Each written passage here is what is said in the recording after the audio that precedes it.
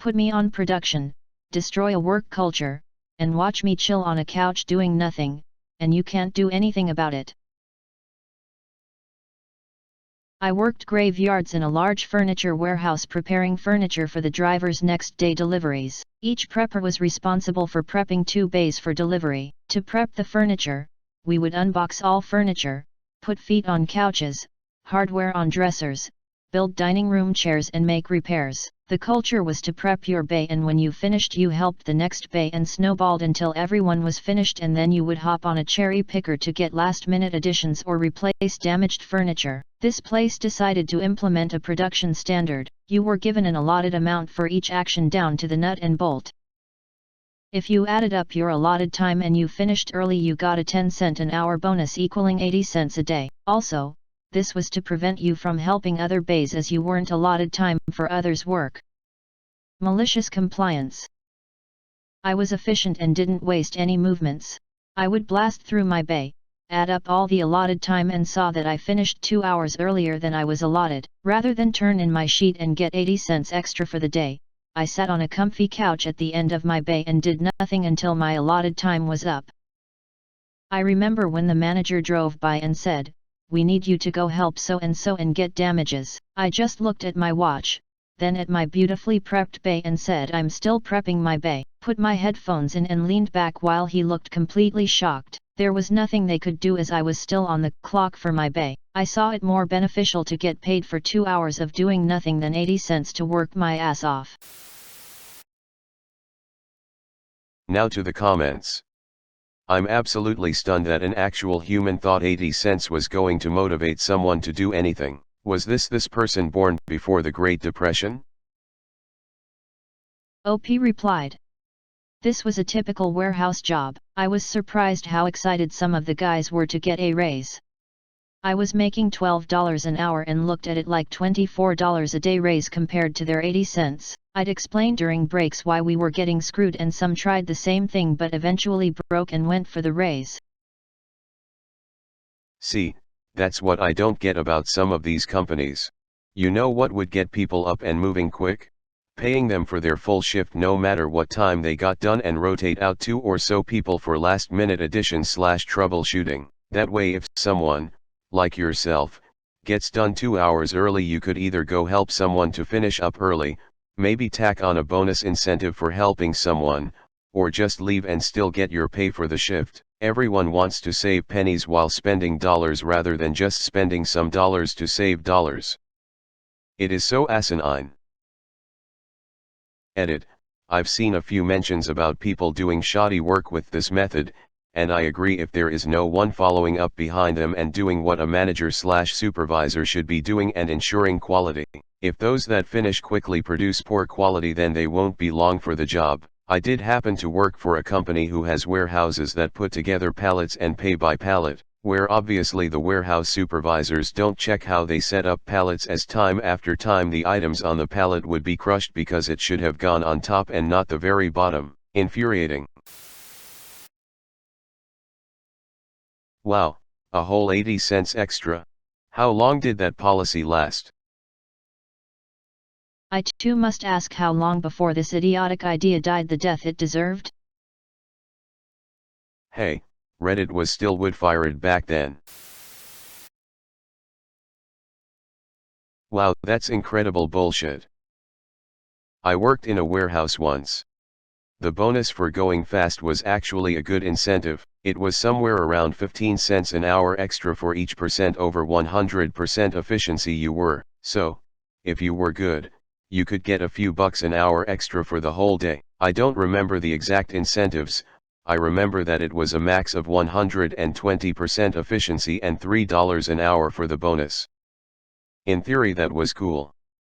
In practice I found it basically impossible to meet the quotas. You'd get an order of 200 items in 150 locations to be completed in 0.50 minutes. And those weren't small items either.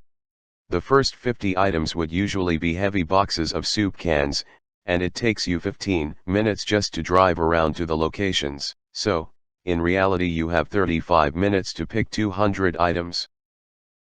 Sometimes they would be right next to each other so you could walk beside the pallet jack and toss stuff on without slowing down. Other times you would drive halfway across the warehouse, grab one item, and then have to drive back. Great. That's 5 minutes more gone from my time. And they expected you to be hovering around 110% efficiency all the time. It was absurd.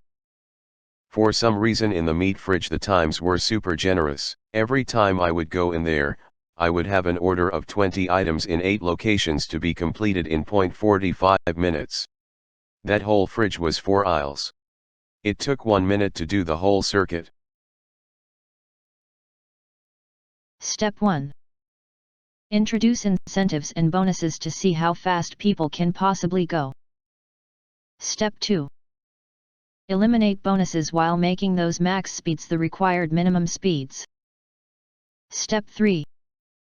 Encourage everyone to beat the required speeds, ensuring workers are always underperforming at both the required and encouraged level. Now everyone is working at maximum efficiency at no extra cost, and you can fire anyone you want for not meeting goals. Sounds like Amazon, except with no bonuses whatsoever. They just put the minimum wherever they feel like it. The only thing worse than a bad productivity system is a bad productivity system with shitty incentives. Good for you, OP. A low tip is even worse than no tip at all. I put a nickel down, so they know I didn't forget ops manager when tipping. Siding on the dock by my bay. Watching the time roll away. Love the reference, my dude. Me too. I was a teenager when that song came out.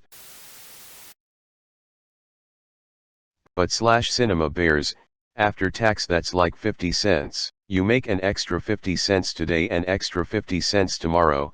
You can go to the dollar store and get a whole item for that $1, a full item, as opposed to 4 hours of getting paid to do nothing.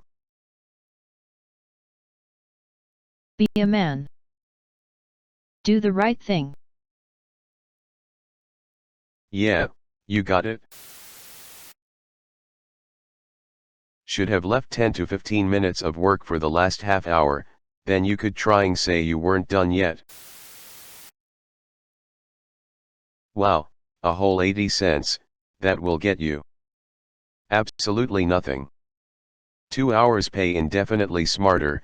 I don't know why the company would expect someone to work for free for 2 hours, but it seems to be a thing I'm seeing more and more of on here.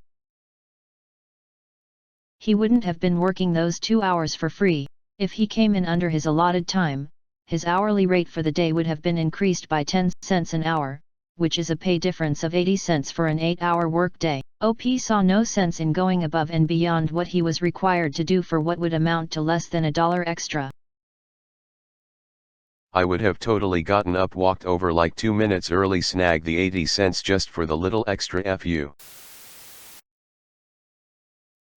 He really thought 80 cents was motivating. That's like buying a winning lottery ticket but only getting $3 out of the entire jackpot. It only serves to create more problems. OP replied.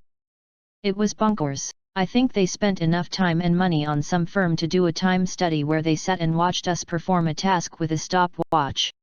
This firm came up with the incentive. I think since they viewed us as warehouse rats, the lowest on rung of the ladder, they tried to get big gains of small amount of money. Drivers were glorified and got commission of their delivery.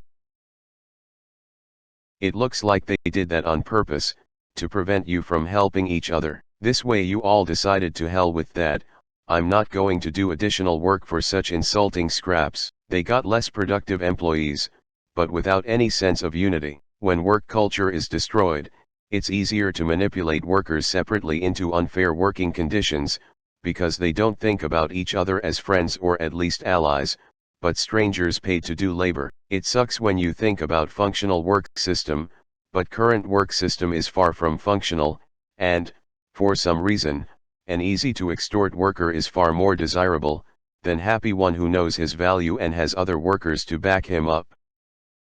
That's how you can keep people underpaid, doing extra hours and working weekends, because hunger and need for shelter holds them hostage, and alone they can do nothing to oppose it. Brilliant. I had a warehouse job that had enough work for 5 hours, but I had to be there for 8, so I just started reading books because they wouldn't let me go home. Got through a lot of books. Not my problem. Less than $1 per day of bonus is 100% an insult. I once worked for a guy at a gas station who, though he was a generous boss for paying 10 cents per hour above minimum, it was a joke. 80 cents a day? You can buy a house with that kind of money. Careful, you can make a religion out of this. No, don't. Sounds like Comrade Manager didn't understand that free people like receiving an honest day's pay for an honest day's work. But businesses tend to be more dishonest.